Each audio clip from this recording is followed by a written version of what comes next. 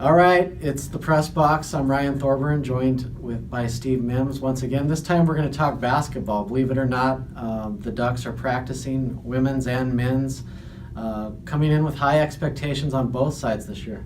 Yeah, find out this week where they're picked to finish in the Pac-12 Media Day on Wednesday for the women, Thursday for the men. And it seems like the women, this might be about as high as they've ever been ranked, probably picked around third in the conference.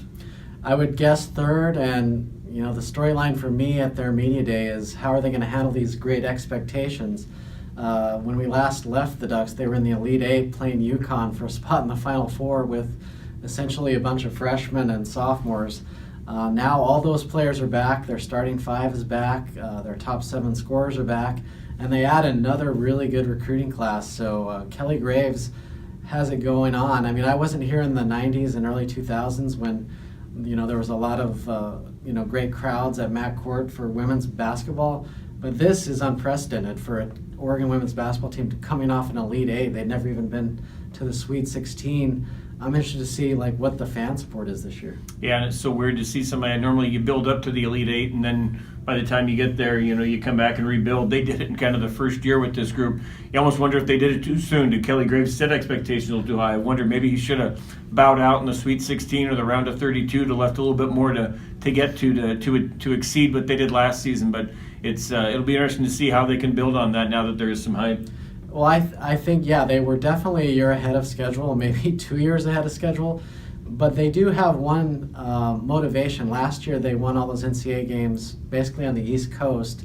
In women's basketball, if you are ranked high enough and seeded high enough, you can host the first 2 rounds. So I think that's kind of the carrot for these guys. Switching over to men, obviously, they're coming off a historic Final Four appearance. Most of those guys are in the NBA now. Is Dana Altman at a point now where he just reloads, or is this kind of a 2-year process to get back to that level? I think you figure that it's a reload. I mean, this isn't one of these deals where he's brought in a bunch of kind of unknown guys and had to kind of 3 stars and build them up.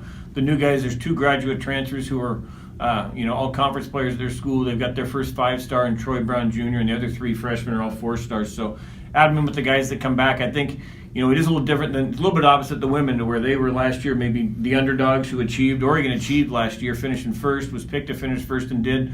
This year, I think Pac-12, they're probably picked closer to 4th or 5th just because people don't really know exactly what they've got. I'm fascinated by, what you're going to see at the media day on the men's side, because, when you look at who's coming back, you have to pick Arizona 1 and probably USC 2. Each staff has had an assistant coach arrested in this FBI sting. Is it going to be a circus, or what's it going to be like down there? Yeah, I think it will be. I think you're going to see a lot of kind of cliched answers, a lot of statements made. And, part of these media days is you get to go up on the roof afterwards, and the coaches are having lunch, and you get to go up and get one-on-ones. I got a feeling Sean Miller's going to try to find an elevator out before he has to make it up to the top. Same with Andy Enfield. I think those 2 are going to try to avoid the spotlight as much as possible this week. I think you'll find the other coaches, as Dane Altman did this week, try to avoid really, I don't think anybody wants to throw dirt on another program right now. With this investigation ongoing, I think everybody just kind of wants to support the conference. I think you'll see nobody really making any kind of outlandish statements regarding him. Yeah, Arizona and USC might have to bring their attorneys and maybe an extra security staff with them. Should be fun. Anyway, to make sure you follow all of Steve's coverage from the basketball media days at registerguard.com. Thanks for tuning in.